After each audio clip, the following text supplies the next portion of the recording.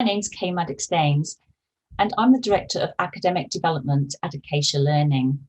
And I'm going to spend a few moments talking to you about the new CIPD qualification, the Advanced Diploma in Strategic People Management.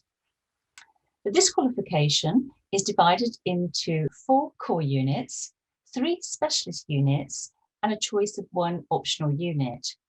So the 4 core units are work and working lives in a changing business environment, people management and development strategies for performance, personal effectiveness, ethics and business acumen, and business research in people practice.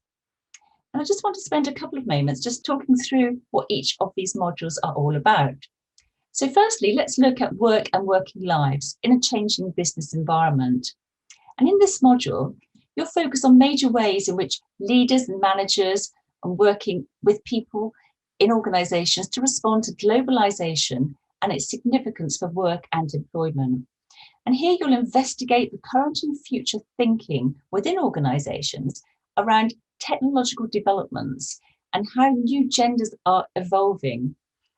You'll learn how to evaluate the social, demographic, and economic trends and how developments in public policy affect people practice. You'll be looking at the effective change, innovation, creativity, and looking at the interrelationships between ethics, sustainability, diversity, and well-being. So quite a lot to cover in this module. The second here, people management and development strategies for performance. In this module, you will explain, or you learn how to explain, the advantages and benefits of aligning people practices within organisations, their connection to objectives, and the ways in which organisations integrate people practice with culture, brand, and values. And there'll be the evaluation of data sources to support decision making there.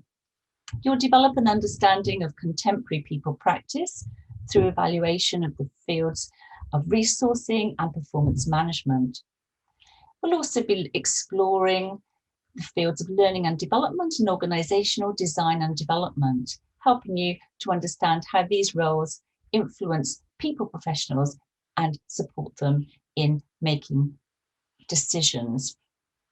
And then in personal effectiveness, ethics and business acumen, you'll learn to critically assess different ethical standpoints in people practice and how ethical behaviour is maintained through standards.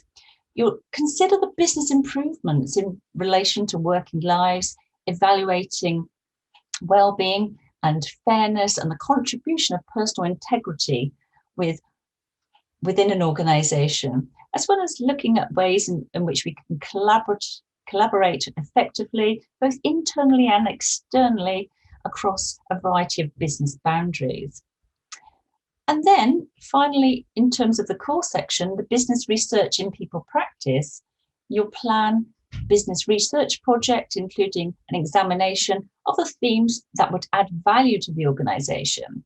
We'll be looking at publication and terms of reference and a range in terms of the questions that you'll be looking at to explore a focus for your project and what those outcomes will look like. You will distinguish between primary and secondary data, and you'll be looking there at the ethical standpoint within this module. So that's the 4 core modules.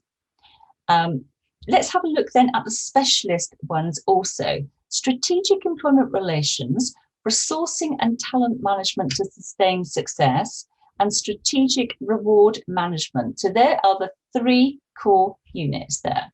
Let's have a look at what each one of those involves. So if we go to strategic employment relations to start with, in this unit, you're going to critically evaluate the different perspectives on employment relations and the cooperation and conflict that varies between workplaces, including employer strategies towards trade unions and the fitness for purpose. And you'll be looking at the impact of the economy and how to support employee voice and enable contribution to performance and employee outcomes.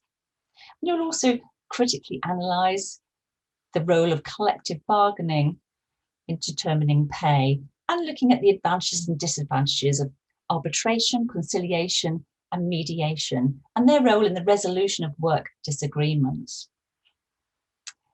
In resourcing and talent management to sustain success, you'll cover the impact of the business environment on resourcing and talent management and the significance for strategy and practice, explaining and debating the relevance to organisations and presenting advice to the workforce on succession planning, for example. You'll also evaluate attraction and retention, comparing ways in which organisations can build and maintain positive reputations in key labour markets. And then in strategic reward management, you'll examine the key factors that influence the design of reward policy, understanding the strategy and the variables, so that you're able to critically justify the value of benchmarking and reward strategy to choices. And you'll be developing an understanding of total reward approaches and the impact on incremental pay and the benefits, and of course the relationship to motivating employees. So there's quite a lot to cover in this programme. And then, having looked at the core units and the specialist units, you'll also have the choice of one optional unit. And for further details about that, please do have a look at our website, the Acacia Learning website.